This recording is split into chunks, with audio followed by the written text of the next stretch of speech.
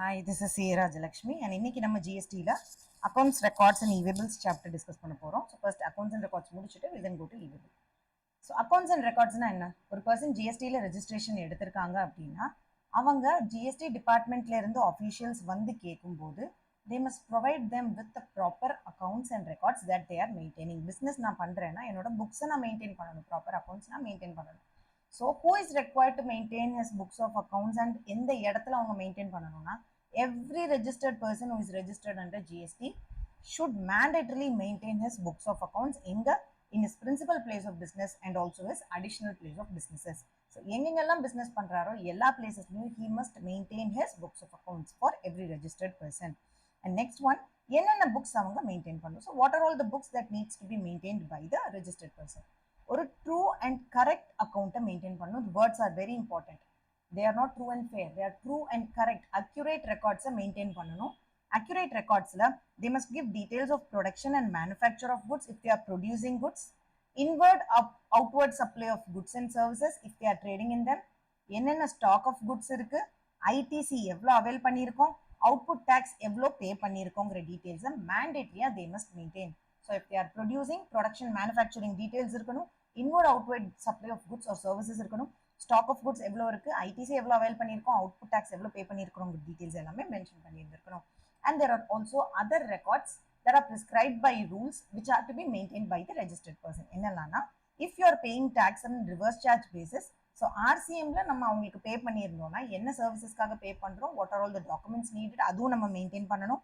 And goods and services import export பண்ணோம்னா import எக்ஸ்போர்ட்டுக்கான details maintain பண்ணணும். நம்ம அட்வான்ஸ் வாங்கியிருந்தோம்னா அக்கௌண்ட் ஆஃப் அட்வான்சஸ் தனியாக மெயின்டைன் பண்ணணும். அண்ட் கன்சிடர் நம்ம பிஸ்னஸ் ப்ரிமைஸ் இல்லாமல் வேற ப்ரிமைஸ்லையும் நம்ம குட்ஸை ஸ்டோர் பண்ணி வச்சிருந்தோம்னா எந்தெந்த ப்ரிமைஸ்லாம் ஸ்டோர் பண்ணியிருக்கோங்கிற அட்ரஸஸ் அண்ட் டீடைல்ஸ் ஆஃப் குட்ஸையும் நம்ம மெயின்டைன் பண்ணணும். And also RCM names and address of suppliers of goods and services, recipient of goods and services, நம்மளோட சப்ளையர்ஸ் ரெசிபியன்ஸ் எல்லாரோட நேம்ஸ் அட்ரஸஸ் எல்லாமே நம்ம மெயின்டைன் பண்ணியிருக்கணும். ஸோ இந்த ரெக்கார்ட்ஸ் எல்லாம் நம்ம மெயின்டைன் பண்ணணும் if you are a normal registered person. If we are a composition registered person, composition taxable person under section 10, நம்ம ஒரு ரெண்டு புக்ஸ் மட்டும் மெயின்டைன் பண்ண வேண்டாம். 2 details need not be maintained. Other than that, all of the details have to be maintained. மேலே mention பண்ண எல்லாமே maintain பண்ணியிருக்கணும். ஸோ என்னென்ன ரெண்டு டீடைல் மெயின்டைன் பண்ணலாம்? This is the most important question which is frequently asked in exam.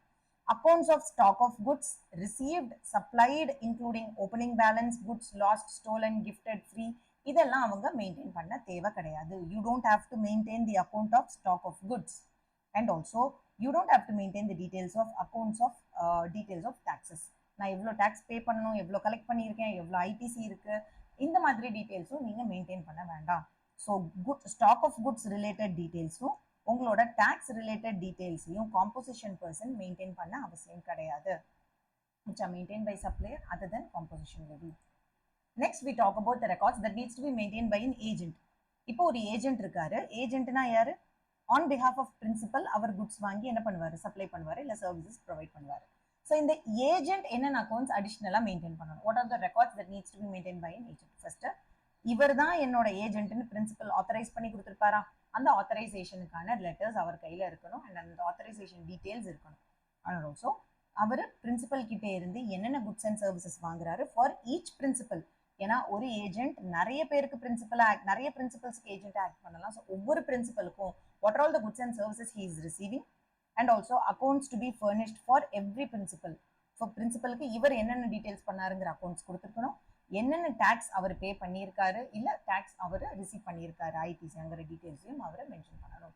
So இந்த 4 டீடைல்ஸையும் ஒரு agent கண்டிப்பாக மெயின்டைன் பண்ணணும். Next, accounts details that needs to be for a manufacturer or a service provider. So ஒரு மேனுஃபேக்சரராக இருந்தால் அடிஷ்னலாக அவர் என்னெல்லாம் மெயின்டைன் பண்ணணும்?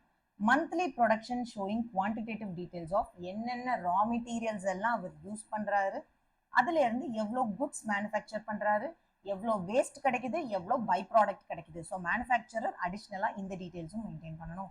If you are a service provider, you have to show accounts showing the quantitative details of goods used in the provisioning of services. நீங்கள் service கொடுக்கறதுக்காக என்னென்ன குட்ஸ் வாங்குனீங்க, இல்லை என்னென்ன சர்வீஸ் எல்லாம் நீங்கள் யூட்டிலைஸ் பண்ணீங்கிற டீடைல்ஸையும் நீங்கள் மென்ஷன் பண்ணணும். So these are the additional details that needs to be maintain. And also நீங்கள் ஒர்க்ஸ் கான்ட்ராக்ட் ப்ரொவைட் பண்ணுறீங்க அப்படின்னா, what is works contract? you're constructing a building, பொருளும் கொடுப்பீங்க, அந்த இடத்துக்கு வேலைக்கு ஆளும் அனுப்புவீங்க, together you are naming it as works contract. So நீங்க works contract கொடுத்தீங்க அப்படின்னா what are all the details that you should maintain? Name and address of person on behalf of whom the works contract is executed. யாருக்காக கட்டி கொடுக்குறீங்க, works contract பண்றீங்க, அப்படி இல்லைன்னா நீங்க யார்கிட்ட இருந்தெல்லாம் சர்வீசஸ் ரிசீவ் பண்றீங்க. If you are executing works contract, என்னென்ன பேமெண்ட் நீங்க ரிசீவ் பண்ணியிருக்கீங்க அண்ட் ஆல்சோ என்னென்ன குட்ஸ் ஆர் சர்வீசஸ் நீங்க யூஸ் பண்ணியிருக்கீங்க, இந்த டீடைல்ஸ் எல்லாம் நம்ம ப்ராப்பரா மெயின்டைன் பண்ணியிருந்திருக்கோம். And also next one is if you are maintaining an godown or warehouse or if you are a transporter, what all the details that you should provide. So என்னென்ன goods எல்லாம் உங்களோட குடோன்ல வேர் ஹவுஸ்ல நீங்க store பண்ணியிருக்கீங்களோ அந்த details எல்லாமே நீங்க maintain பண்ணணும், whether you are registered or not. If you are not registered also, you must maintain the details of the consignor, consignee and அந்த goods எங்க இருந்து யாருக்கு போகுது அப்படிங்கிற டீடைல்ஸ் எல்லாத்தையும் ஒரு டிரான்ஸ்போர்ட்டரோ குடோன் வேரோ சர்வீஸ் ப்ரொவைடரோ கண்டிப்பா மெயின்டைன் பண்ணணும். So for them GST registration is not mandatory even if they are not registered under GST. ஒரு குடோன் வச்சிருக்காரு, இல்ல ஒரு வேர் ஹவுஸ் வச்சிருக்காரு, இல்ல அவர் ஒரு டிரான்ஸ்போர்ட்டர், அவரோட குட்ஸை வந்து அவர் டிரான்ஸ்போர்ட் பண்ணிட்டு போறாரு அப்படின்னா he must mandatorily maintain the records of the consignor, consignee and the details of goods which are being transported. Okay, next transporter என்னென்ன ரெக்கார்ட்ஸ் மெயின்டைன் பண்ணணும்னு பாருங்க. what are all the goods transported or delivered, goods stored in transit by him, அவர் transit பண்ணும்போது என்னென்ன goods வண்டியில போயிட்டு இருக்குங்கிற details வேணும். GSTIN of the consignee and அவரோட பிரான்ச்சோட எல்லா டீடைல்ஸ் பத்தின ரெக்கார்ட்ஸையும் ஒரு டிரான்ஸ்போர்ட்டர் கண்டிப்பா மெயின்டைன் பண்ணணும். if you are an operator of a godown or a warehouse இருந்தா you must maintain books regarding what are the particular goods which are available in the warehouse. For example, Amazon products sell பண்ணும்போது Amazonோட warehouseல நம்ம goods எல்லாம் வச்சிருக்கோம். So Amazon should maintain the details of all goods that is being maintained in its warehouse. அந்த particulars regarding அந்த goods வந்து எப்போ dispatch ஆகுது, யாருக்கு போகுது, யார் அதை ஆர்டர் பண்ணியிருக்கா, இந்த மாதிரி எல்லா டீடைல்ஸையுமே யார் மெயின்டைன் பண்ணணும், godown or warehouse operator maintain பண்ணணும். It is not mandatory for them to get registered under GST, but கண்டிப்பா இந்த டீடைல்ஸ் எல்லாம் they must maintain. Next question is how should the accounts be maintained? இந்த accounts எப்படி maintain பண்ணணும்? You can maintain it manually. If you are maintaining it manually அப்படின்னா சீரியலா number போட்டு you must maintain all the documents. Or you can have the records in electronic form. So electronic formல இருந்துச்சு அப்படின்னா it should be authenticated by the digital signature and there must be proper backup of the records available. It needs to be produced when the officer is asking for them. So officer கேட்கும்போது readable formatல அதை கொடுக்கணும். and files password ஏதாவது quotes இருந்துச்சுன்னா அதுக்கான ஆக்சஸையும் the registered person has to provide to the GST officer if he demands so. and also அந்த books நம்ம டிஜிட்டலா maintain பண்ணும்போது எந்த என்ட்ரியும் எரேஸ் பண்ணவோ ஓவர் ரைட் பண்ணவோ கூடாது.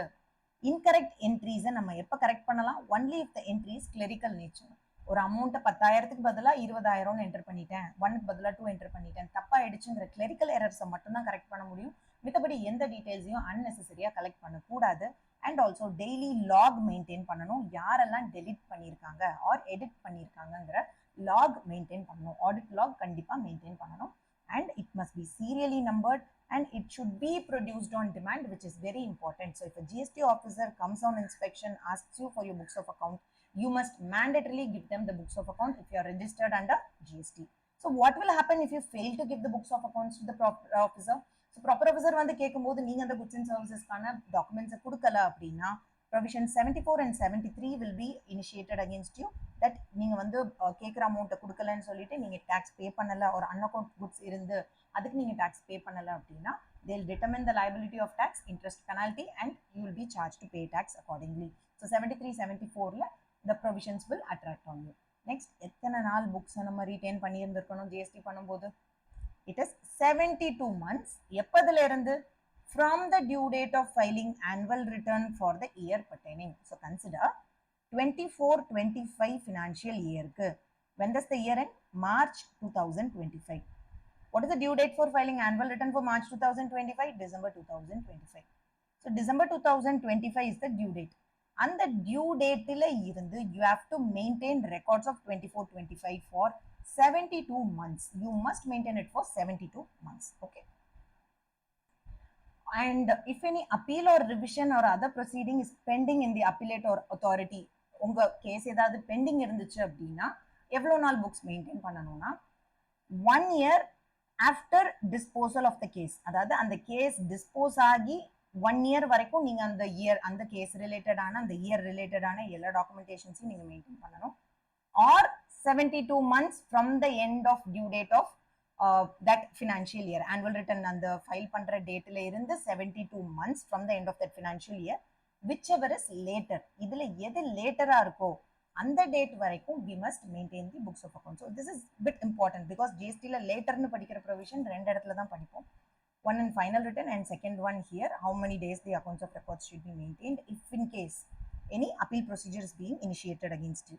So it is 1 year after the disposal, final disposal of the appeal, or 72 months from the due date of furnishing the annual return for the year pertaining to the accounting records, whichever is later. So this is all about accounts records. E-way bill discussion, we'll do it in the next revision series. All the best, keep studying.